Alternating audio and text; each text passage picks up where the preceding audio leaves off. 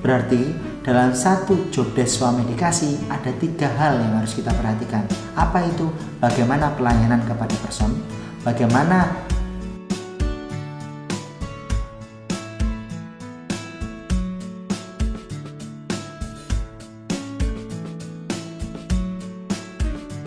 Bismillahirrahmanirrahim. Assalamualaikum warahmatullahi wabarakatuh.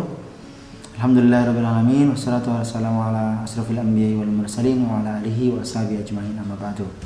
Teman-teman, sahabat-sahabat apoteker yang dimuliakan Allah, pada mentoring kali ini saya akan bahas tentang pembuatan job description. Job description atau job desk. Kita mengenal job desk sebagai sesuatu yang harus kita kerjakan atau kita kenalkan kepada karyawan kita agar mereka mudah berinteraksi atau mudah beradaptasi dengan project-project atau target organisasi yang kita miliki. Nah teman-teman, job desk itu ada 3 macam teman-teman. Ada job desk terkait dengan orang, person, terkait dengan data, dan terkait dengan barang-barang. Nah, sebuah job desk itu tidak hanya terkait dengan, kalau kita misalnya buat job desk memberikan pelayanan kefarmasian, hanya itu saja, berarti itu baru kita membahas job desk terkait dengan orang. Tapi job desk terkait dengan data, apa yang sebenarnya ada dalam proses swamedikasi itu? Oh iya, dokumentasi.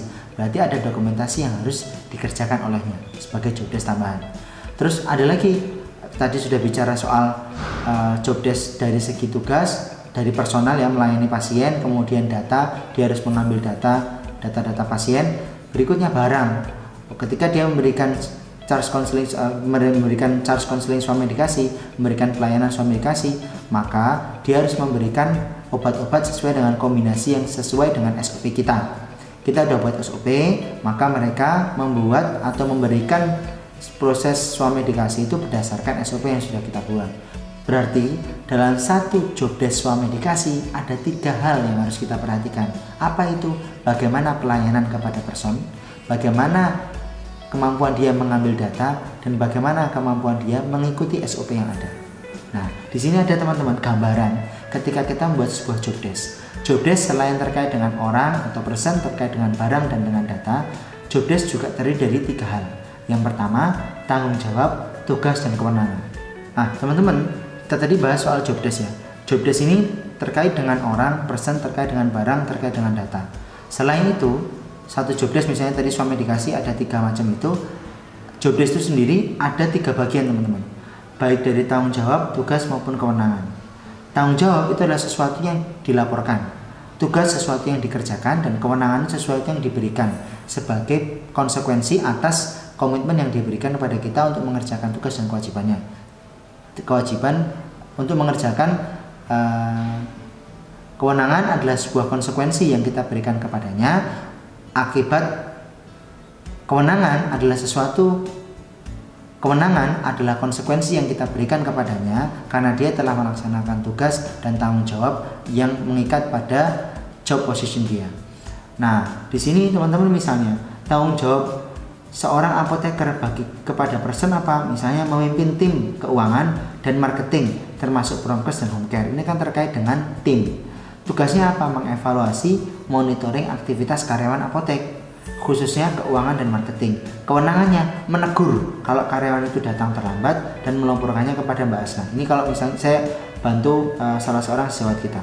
Terus kalau misalnya tanggung jawab dia kepada barang apa? Dia bertanggung jawab untuk ketertiban alur pemesanan dan penerimaan stok obat. Memeriksa, apa tugasnya? Memeriksa checklist stok obat, tata letak, planogram, merchandisingnya, harga, label, cek ED, dan seterusnya, termasuk juga promo-promo terkait. Maksudnya kalau ada kondisi dari PPF. Lalu kewenangan dia membuat surat pesanan, menolak barang atau mengkarantina, bahkan melakukan retur obat. Ini bisa kita berikan. Dan ini kita konfirmasikan juga kepada PPF terkait. Terus tanggung jawab dia kepada data apa? Dia menjaga kelengkapan data keluar masuk barang dan keuangan. Kalau misalnya kita pengen tadi swamedikasi berarti menjaga kelengkapan data terkait dengan asesmen yang diberikan kepada pasien. Lalu di sini tugasnya memeriksa faktur pembelian dan kebenaran input pembelian penjualan obat ke sistem POS. Kemudian sistem point of sale maksudnya. Kewenangannya meminta laporan keuangan. Apoteker ini berhak untuk meminta laporan kepada bagian keuangan, termasuk minta kepada kita kalau kita pakai obat-obat atau pakai uang, boleh minta nota kepada kita. Jadi bukan kemudian mentang-mentang kita owner lalu dia tidak berhak, enggak, dia diberikan kewenangan untuk nagih kepada kita. Nah, kewenangan seperti ini akan membuat kewenangan seperti ini akan membuat apoteker pendamping kita tuh ngerti, saya itu harus ngurusin orang, data, barang. Ada tanggung jawab, tugas, dan kewenangan. Tugasnya harus saya kerjakan, tanggung jawabnya saya laporkan, kewenangan itu konsekuensi karena saya mengerjakan pekerjaan-pekerjaan tadi. Nah, dengan pekerjaan yang jelas seperti ini, performanya akan bisa diukur dengan baik. Teman-teman misalnya nanti buat KPI, nanti akan ada di videonya, di video yang premium. Nanti akan ada di video yang premium bagaimana cara detail membuat KPI. Lalu teman-teman bisa mengukur keseimbangan gaji dan kinerja karena job desk-nya sudah jelas.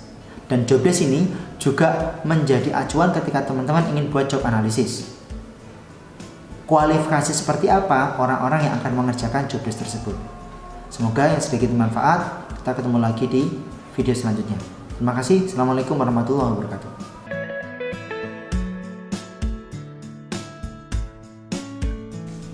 Jangan lupa subscribe, like, comment, dan share. Jangan lupa tombol loncengnya agar bisa ikut video selanjutnya.